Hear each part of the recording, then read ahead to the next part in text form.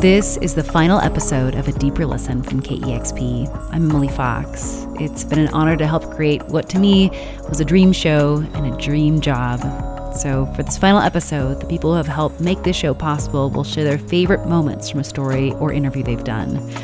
Some of the highlights for me over the years was getting to interview Ben Gibbard of Death Cab for Cutie a few times. I was such a fan of his in high school, and he's as poetic and thoughtful in person as he is in his music and lyrics. Coming of age and reading a lot of Kerouac and the Beats and such. One thing I clued into with a lot of that work was that you can make your friends heroes. You can lionize the seemingly mundane elements of your town or your friends or your community. And by like freezing them on wax forever. If there's no one beside you when your soul embarks, then I'll follow you into the dark. I loved interviewing Shirley Manson of the band Garbage about being a kick-ass frontwoman in a male-dominated industry. She was so cool and down-to-earth, just someone you just want to be friends with. And then after the interview, we both realized we were actually distantly related. For women, there is a future beyond, your 30s when you develop your first wrinkle. I'm only happy when it rains. I loved interviewing the 90s one-hit wonder White Town.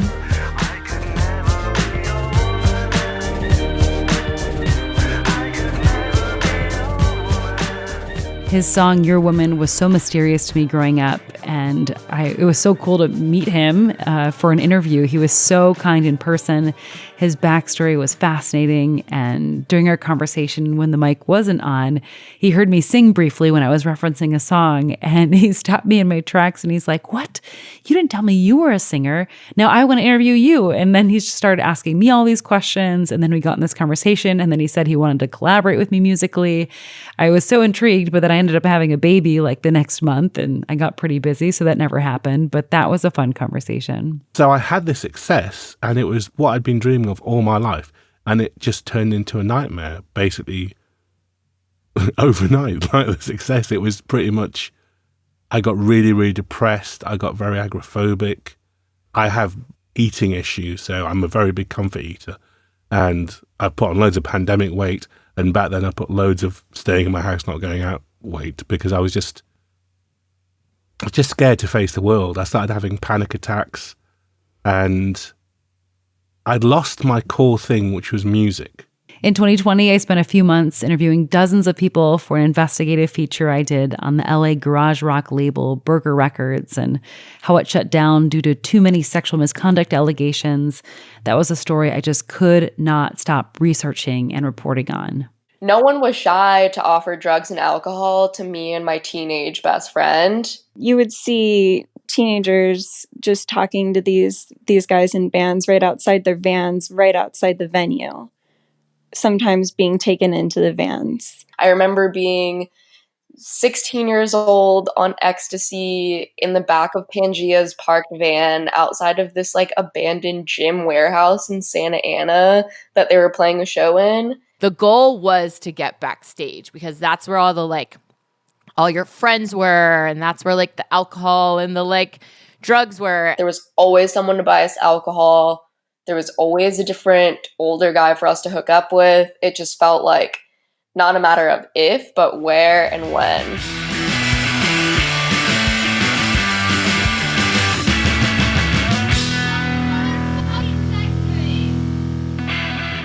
To honor the past 7 years that the Sound and Vision radio show has been on air, and then this podcast started shortly after, I asked contributors to share their favorite moment from a story or interview they did for this show. And here's what they said. Hi, I'm Isabel Khalili, and over the years I've been lucky to contribute many stories and interviews to this show. And one of my favorites was a conversation I had in 2024 with Shabaka Hutchings. We were talking about his new album at the time called Acknowledge Its Beauty, Perceive Its Grace. And this was his first full-length album with the flute as his primary instrument. For years, he had been known for his incredible saxophone playing. He had led major tribute concerts to the greats like John Coltrane and Pharoah Sanders. And he was really a central figure in London's jazz scene. So it was kind of a surprise for someone like him to put down his primary instrument and learn a new one from scratch. So going into this interview, I was especially interested in this shift from saxophone to flute and what prompted it. But during our conversation, we also moved through so many topics like Afrofuturism and the idea of decolonizing music, the colonial history of the saxophone in Barbados, where his family is from.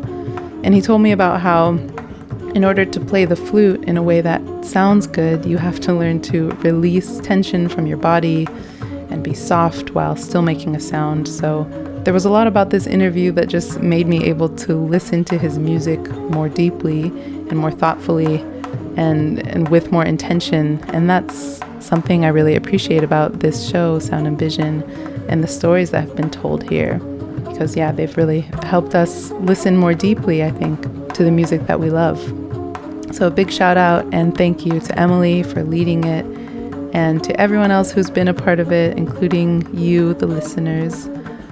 And with that, I'll leave you with a clip from the Shabaka Hutchings interview where he said something that really stayed with me about how music heals by re-energizing the spirit. And I think that's something we can all relate to. I hope so, at least. So thank you for listening. And here's Shabaka.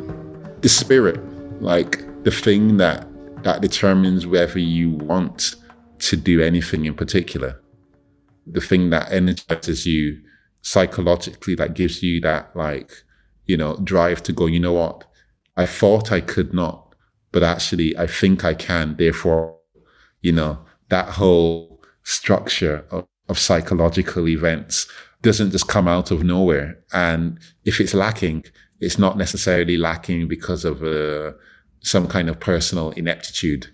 Is sometimes that's something that needs to be healed, that needs to be replenished.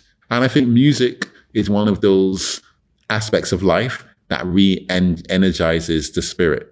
So talking about healing, having this the mental, even just the fact of going, I can be healed from whatever ailment I, travailed with. I think that just on a personal level, music is a part of me making my mind up to do it, to go, yes, I can, do something whereas I thought I could not. And this is for me the fundamental aspect of healing, the psychological first, or the psychological as much as the body. And music's just such a big part of that.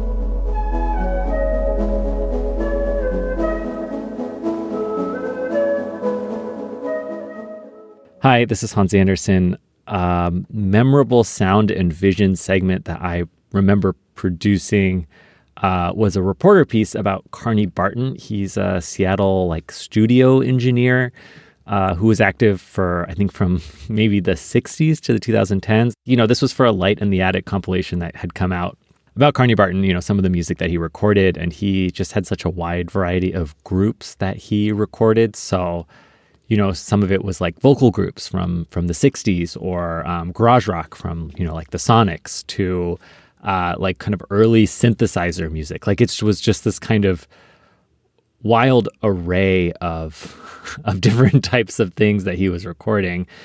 And, one of my favorite moments was there's a collection of his recordings at University of Washington in Suzla Library. And I don't know what we have in here. And this guy named John oversees it. And, I got this tour of this collection, and John is just pulling out all these different tapes and being like, hey, you know what this is? And then, oh, you know what this is? And you hear that one, that's Carney playing the role of the werewolf. So he does the...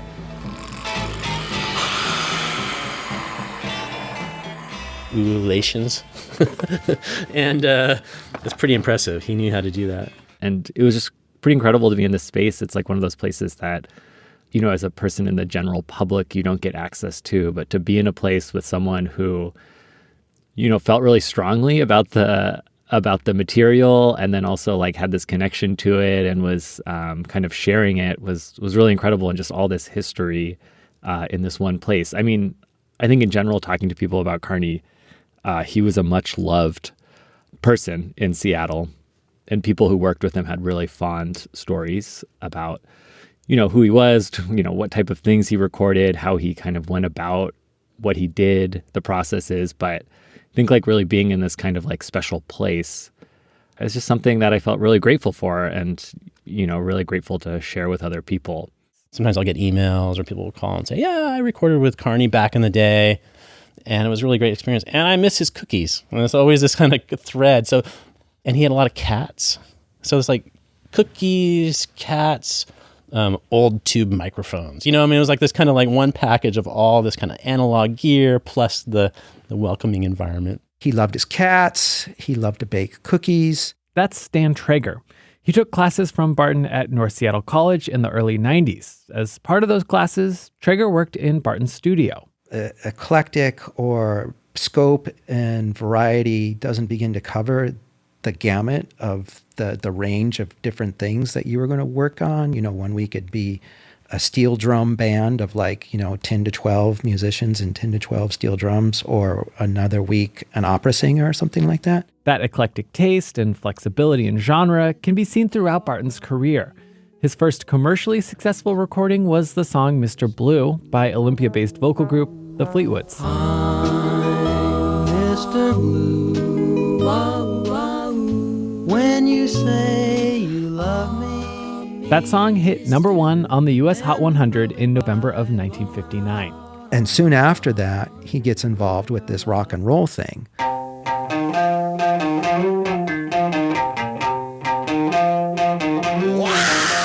By the early 1960s, Barton became the engineer for the garage rock group, the Sonics.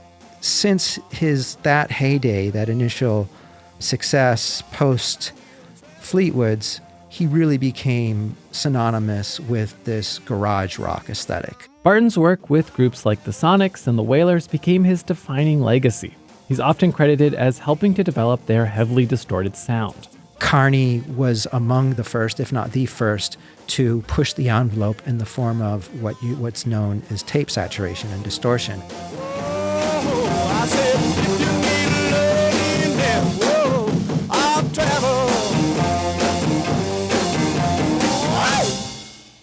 I'm Eva Walker, host of Early on KEXP, and back in 2019, just 6 months or so after starting with the Audio Oasis show, I interviewed a band called Image, and we celebrated the 25th anniversary of their EP, The In Gods You Lust.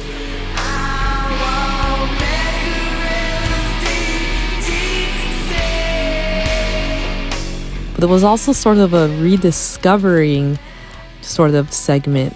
Image has been in the Seattle scene since the mid-90s, probably the early 90s. And we're definitely a part of the grunge scene. And they're a band that there was a lot of people who didn't know about them. And I got excited about profiling this band 25 years later, and Sound and Vision was the outlet to be able to do that. And we talked about each track on the album. We talked a little bit about their career, and just an incredible group. And then I played their EP on the next Audio Oasis in its entirety, and it was a good time.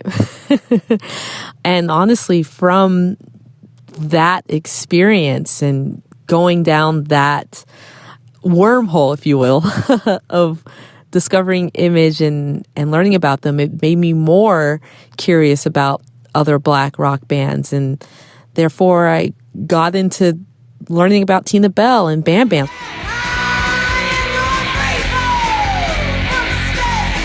So it was just this kind of snowball effect. And Action Buddy, another all-Black band active in the 90s in Seattle. So, it started for me with Image. They also performed with my band in December of 2019. So it was just kind of this full circle moment. And that's probably my proudest, one of my proudest KEXP moments, definitely my proudest Sound and Vision moment and interview.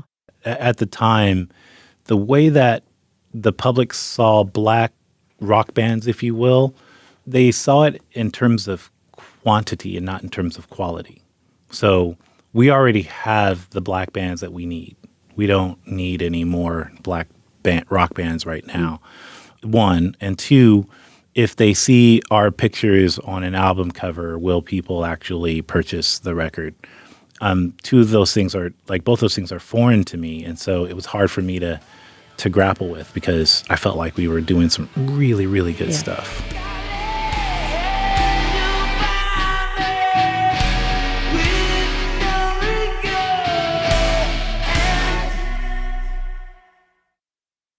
Hi, this is Rachel Stevens. I am a former KEXP Sound and Vision contributor, and I was the interim host there for a hot second. And it's impossible for me to figure out the one interview that I am most proud of. There's so many incredible interviews and conversations and things that I got to do through Sound and Vision. It was such a safe place for storytellers, and that makes me just so proud.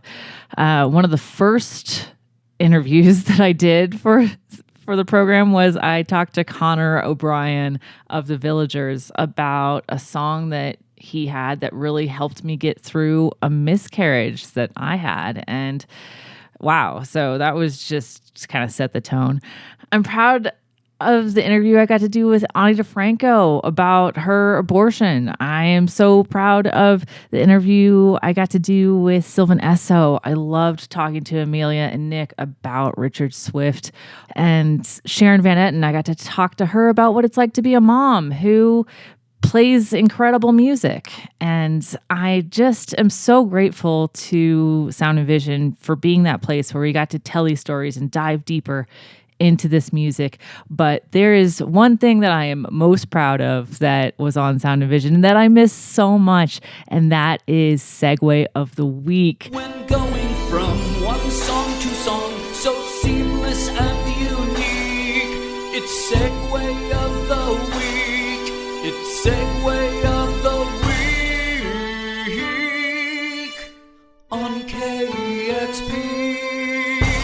It was just so cool to have this competition every week where listeners could write in and tell us what their favorite segue. They could nominate segues, DJs going from one song to another, and then I would have a DJ on, and we would talk about the art of the segue, and then they would have to choose a new winner of Segue of the Week. And I'm so sad to see Sound and Vision go away.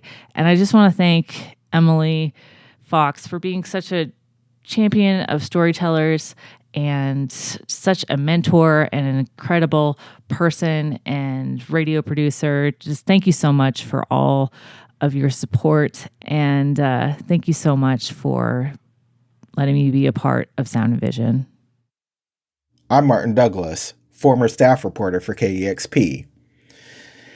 And when I think about my favorite things that I've ever done for Sound and Vision and A Deeper Listen, there are so many highlights I have. Talking to my musical heroes like Thurston Moore, Kathleen Hanna, Molly and Allison from Bratmobile, Gina Birch, Open Mike Eagle. I could just name so many names. But I think when I think about my favorite thing that I've ever done for Sound and Vision, it is my story, Stranger in the Punk House, A Look at Black Punks. I titled this as a play on James Baldwin's Stranger in the Village, which was a 1951 essay for Harper's about his experience in a Swiss village. I had quotes used and unused from interviews with MacArthur Genius and National Book Award finalist Hanif Abdurraqib, director of Afropunk and graphic novelist James Spooner, singer and guitarist of Big Joni, Stephanie Phillips, and one of my favorite musicians and zine makers, Osa Atoy, who created the very influential fanzine Shotgun Seamstress. And the thing that I wanted to convey in this story is that there's no monolithic Black punk experience. we all came up different ways as Black punks. We all had different experiences in the punk subculture as Black people. And I think it was important for me as a Black punk to show that all of our experiences are different. And the beauty of the world is that we are all different and that we still manage to coexist. As I started to look back on my life, if I want to tell a story about my life, I have to include being a Black punk, you know? Like, it informs everything. If I wrote a story about being a father, I would still have to talk about being a Black punk, you know? It's integral to everything that I am. Hey all, this is Dusty Henry, contributor to KEXP and Sound and Vision. I just got out of an Earl Sweatshirt show with my good friend Martin Douglas, who you've also heard in this program. It got me thinking about my favorite story I've worked on since being here, and there's been so many. But Earl Sweatshirt's new album talks a lot about being a father, being a young father. His music has also talked about his own dad. And I'd never interviewed Earl Sweatshirt, but it got me thinking about this interview I did with Billy Woods a few years ago. To rewind a little bit, I started working with KEXP back in 2017. I was 27 years old. By the time this airs, I'll be 36. And while 27 is not a kid, I do feel like I grew up here. I feel like I grew up at KEXP. I feel like this is where I became a grown person, a grown writer, really developed who I see myself becoming, and been lucky enough to work along great people like Emily, like Martin, like Roddy, like Isabel, and Larry and Tia, and so many others, Albina, Janice. And during the time of being here, I became a dad about 4 years ago. And shortly after that, I had the opportunity to interview Billy Woods. And that year, he put out his record Maps, which is one of his best albums. And he'd also put out a children's book called A is for Anarchist. You know, there's like a novelty of like, oh, there's really great rappers putting out a children's book. But I found the book really moving. Went to a lot of places I didn't expect. Of course, it's kind of kitschy. I mean, A for Anarchist is kind of funny on its own. But he also had this D for Death. And I thought about the idea of talking about death in a children's book. When we spoke, he adjusted his in-studio, and we were able to actually talk in person. Billy Woods is pretty famous for always obscuring his face. When we sat down across from each other in the studio, it was the first time I'd really seen him. And we had a beautiful conversation about fatherhood, about art.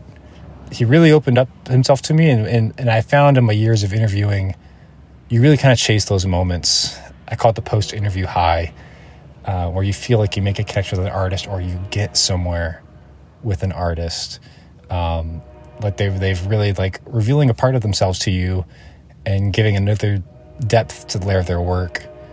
And I remember he was in a rush. He just did the session and had to go to something else before sound check somewhere. But he made the time. And I remember right before the last question, he kind of mumbled to me, I think we got to wrap this up. And he allowed me one more question. And the question kind of prompted him to speak about his father. Who passed away when he was young. And he retold this whole scenario to me about how normal of a day it was.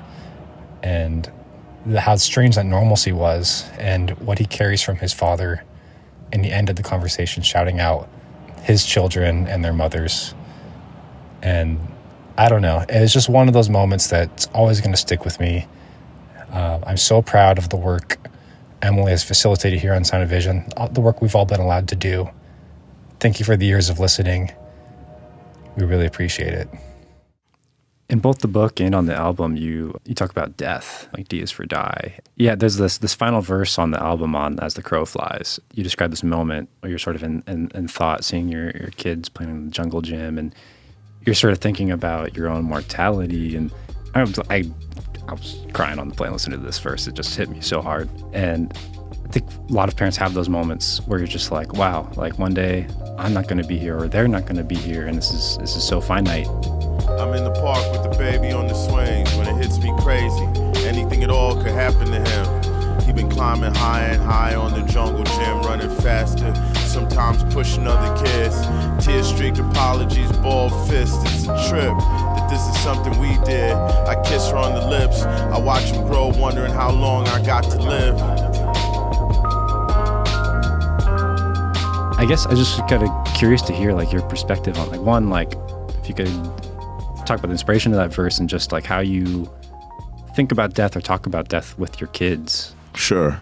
So there has been a lot of death in my life. Death is a constant in the front or the back or the wings or under the stairs in almost all of my work, I think. My father's death when I was 11 years old was a pretty pivotal event in my life for a bunch of reasons.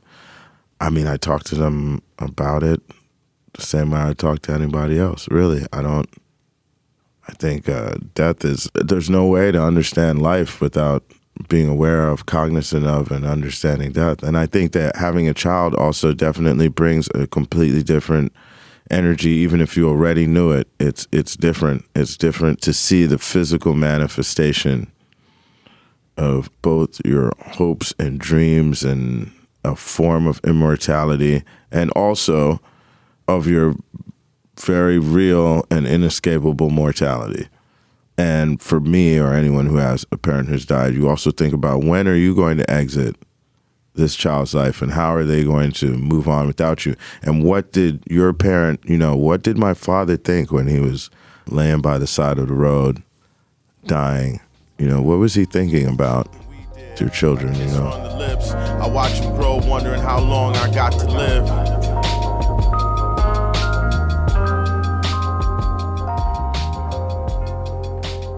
Hey, I'm Roddy Nickpour. Producing Sound and Vision on KEXP has been the absolute crown jewel of my career in public media. I'm so grateful for the opportunity to work with Emily and produce audio for almost half of all the interviews, it feels like, in the last 4 years. And you've even gotten to produce some of my own stories.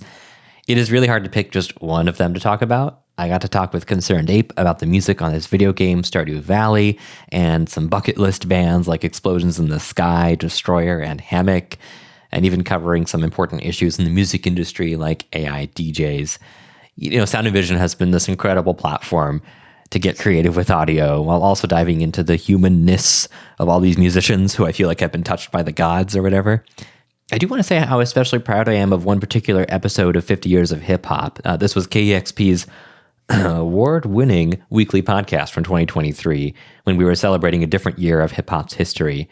I'm especially proud of this podcast because historically, I've not been a person who's listened to a lot of hip hop, and yet I was still given this opportunity to contribute.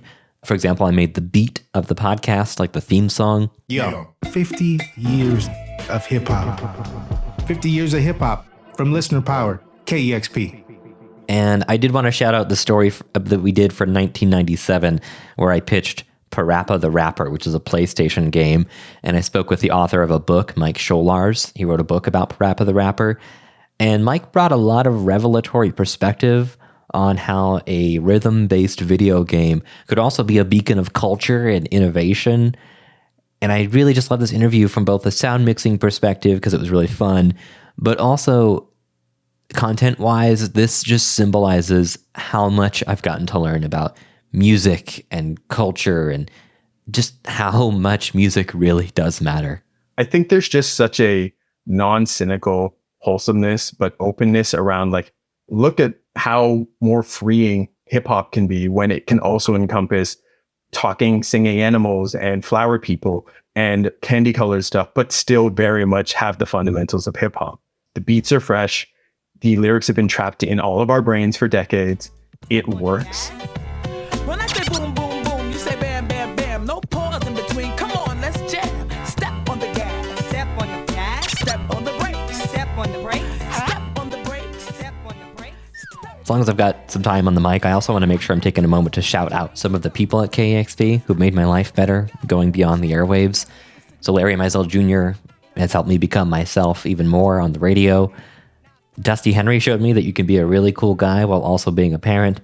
And certainly not least, Emily Fox. Thank you for trusting me to help you elevate the stories on this show every week. You are an incredible collaborator. I get to teach podcasting at Arizona State University, and there are so many times I've pointed to what we've done on Sound and Vision and A Deeper Listen and told my students, like, this is what impactful storytelling sounds like, and this is what it feels like. So Emily built this for us and for future generations of storytellers. And to the person listening to this, send a good vibe or a prayer or whatever it is for you to Emily as she goes on to her next chapter, because KEXP is going to continue to be the best damn radio station in the world, even as Sound and Vision goes away. But goddamn, Emily, I will miss you so much and what you've built here, and I will miss working with you. We are a dream team, and I am excited to work with you again in the future because I know we're going to make that happen. Thank you so much. And thanks so much to Roddy Nickpour for saving me from so many tears with his kind heart, amazing production skills, and positive attitude, and for filling in for me on my maternity leave this year. Thanks to Dusty Henry for his dry humor that always catches me off guard, for being the most compassionate soul in the room, who is so passionate about music and the work that we do at KEXP. He's always down to tell a new story in a new way when he doesn't have to. He just loves it. Thanks to Rachel Stevens for filling in for me on my first maternity leave and for all of her creative and amazing stories she's contributed to the show. I'm about to thank a lot of people who have also contributed in big ways through the years. Martin Douglas, Isabel Khalili, Eva Walker, Hans Anderson, Isaac Kaplan-Woolner, Grace Madigan, Owen Murphy, John Richards, Larry Mizell Jr., Troy Nelson, Jasmine Albertson, Tia Ho, Gabriel Teodros, Janice Headley, Kevin Cole, Celine Teal-Blocky, Marco Collins, Victoria Alejandro, DJ Miss Ashley, Russell Hart, Jackson Long, Matt Ogaz, and so many more. I'm sorry if I missed someone. They really were so many people who helped create this show week after week. And that's it for A Deeper Listen. Thank you for joining me for this final episode. It has been an honor. By the time you hear this, my family of 4 will be fully moved and relocated to Los Angeles for my husband's job. KEXP's decision to retire this show allows me to take a beat and spend a lot more time with my 3-year-old daughter and 9-month-old son at this beautiful time in their life where they still think I'm the most important person in the world and I'm the person that they always want to be with. I'll start looking for employment again once my oldest starts pre-K in public schools in August. Meanwhile, if you've liked what you've heard from A Deeper Listen and Sound and Vision over the years, please do me a huge favor and rate and review this podcast so these stories can live on and are a little easier to find for the next person. If you want to keep in touch with me, feel free to email me. My personal email is emily.fox88@gmail.com. My husband always makes fun of how complicated this email seems to be. It's emily.fox88@gmail.com. I'm Emily Fox. Thanks so much for listening. Bye-bye.